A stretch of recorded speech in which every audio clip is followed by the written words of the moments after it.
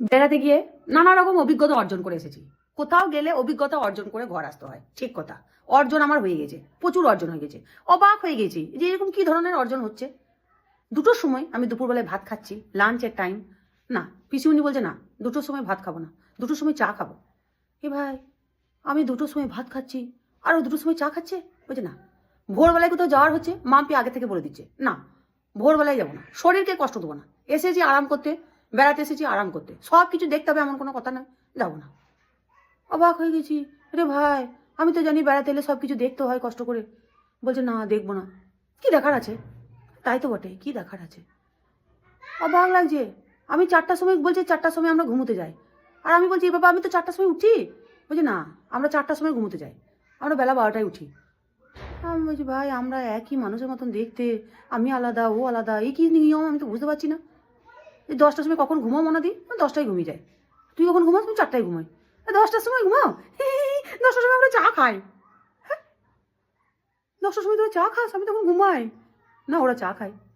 মাম্পিকে বলছি যাবি না? সব জায়গাতেই, যেখানেই ভোরবেলায় ওঠার ব্যাপার আসছে, না আমি যাবো না।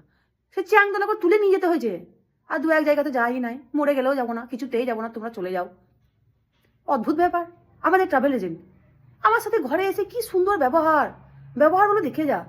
এত হাসি হাসি করে কথা বলবে, ওখানে গিয়ে মুড।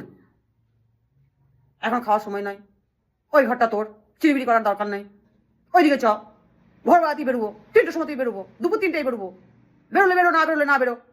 এ বাবা, এ কি রে ভাই, চোখগুলো কপালে উঠে যাচ্ছে, আর ভালো করে কথা বলছে না কেন বাপু? বেড়ানোর আগে একটা আলাদা ব্যবহার, বেড়ানোর পরে ঘুরতে গিয়ে ওরকম করতে কেন করছে বাবু আমার সাথে? ঘুরতে নাচ্ছি, খুব অবাক অভিজ্ঞতা হচ্ছে আমার। তারপর আমার বরটা অস্বাভাবিক জিনিস।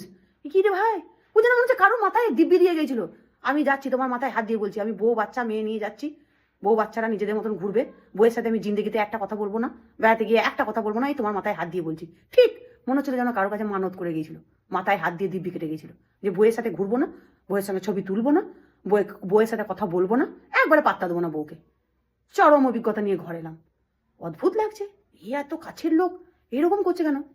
আমাদের উড়ু কাকু, 58 বছর বয়স, প্লেনে চেকিং হচ্ছে, টিকিট যেখানে দেয় সেখানে গিয়ে বলছে, জানলা দিকে সিটটা হবে না? আমি জানলায় বসতাম।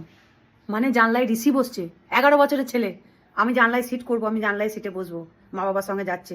ও যেহেতু বলেছে টিকিটে কাউন্টারে গিয়ে যে আমি জানলায় সিটে বসবো, উইন্ডো সিটে, ওর কাকুও বলছে আমি ছবি তুলছি, আমার ফেসবুকে দিতে হবে।